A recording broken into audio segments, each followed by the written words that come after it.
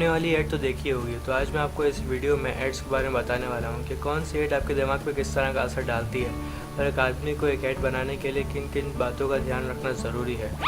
जो कंपनीज अक्सर टीवीसीज बनाती हैं वो दरअसल एक टूल होता है हमारे दिमाग में इल्यूजन पैदा करने के लिए, ताकि हमारे दिमाग में हम जैसे ही कोई चीज़ सोचें या कोई ऐसा सेंटेंस सोचें तो हमारे दिमाग में फ़ौरन से उस प्रोडक्ट का नाम आ जाए या उस प्रोडक्ट की कैटेगरी आ जाए।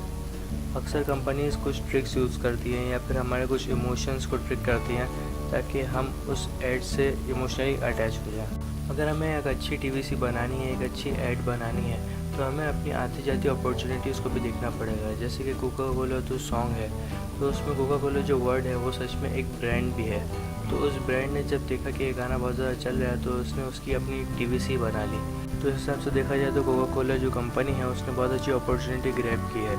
लेकिन ये ज़रूरी नहीं है कि ये जो टीवीसी है ये हमेशा चले। कुछ टीवीसीज होती है जो परमानेंट नहीं होती है, सिर्फ टेम्प्रेरी बेसिस पर होती है, जैसे कि ये गाना है। लेकिन कुछ टीवीसी होती हैं जो ब्रांड का आइकन बन जाती हैं। जैसे कि अगर हम OLX का सुने तो उन लोगों ने जो टीवीसी अपनी चलाई अक्सर, तो उसमें अपना एक आइकन, एक ऐसा सेंटेंस रखा जिससे हम हमेशा उस चीज़ को याद करते हैं। अगर मैं आपको ऐसे किसी चीज़ की एग्जांपल दूँ तो अगर हम कभी कोई चीज़ बेचने के बारे में सोचते हैं तो हमारे दिमाग में सबसे पहले क्या चीज़ आती है, वो है OLX, क्योंकि OLX का जो थीम सेंटेंस है वो यही है, बेच दे। तो अगर हमें कभी भूख लगी हो, हमारे पास ज़्यादा ऑप्शंस ना हो, तो हमारे दिमाग में सबसे पहली चीज़ क्या आती है, वो है मैगी। क्योंकि मैगी एक ऐसा प्रोडक्ट है, उन लोगों ने अपनी ऐसी टैगलाइन यूज़ की है जो 2 मिनट में तैयार हो जाती है, लेकिन असल में ऐसा है नहीं। लेकिन उन लोगों ने एक ऐसी लाइंस तैयार कर रखी हुई हैं जो सबसे पहले उनके प्रोडक्ट्स को हमारे दिमाग में क्लिक करवा देती है।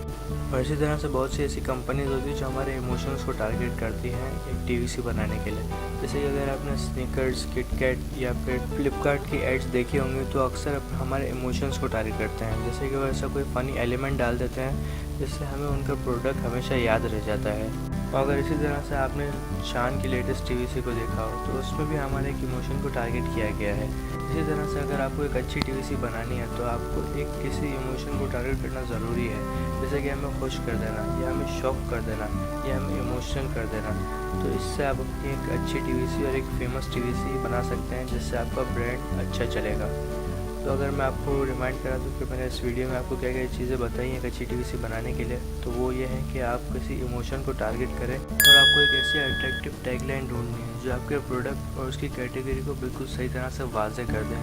जैसे लोग इससे मिलती जुलती किसी चीज़ के बारे में सोचें तो उनके बारे में आपका ये प्रोडक्ट सबसे पहले है। और जो लास्ट चीज़ मैंने आपको ये बताई है वो ये है कि अपॉर्चुनिटीज़ को आपको कभी भी अपने हाथ से जाने नहीं देना होगा, क्योंकि अगर आप कोई भी काम करते हैं अगर आपके हाथ से अपॉर्चुनिटी चली गई तो आप कभी भी उस कैटेगरी में या उस फील्ड में सक्सेस नहीं कर पाएंगे। अगर आपको ये वीडियो पसंद है तो आप इस वीडियो को लाइक कर सकते हैं और इसी वीडियोज़ के लिए इस चैनल को सब्सक्राइब कर सकते हैं। बेल के आइकन को दबाएंगे तो आपको मेरी आने वाली वीडियोज़ की नोटिफिकेशन मिल जाएंगी। कमेंट्स में मुझे आने वाली वीडियोज़ के टॉपिक सजेस्ट कर सकते हैं। और हाँ, वीडियो को लास्ट तक देखने का बहुत बहुत शुक्रिया।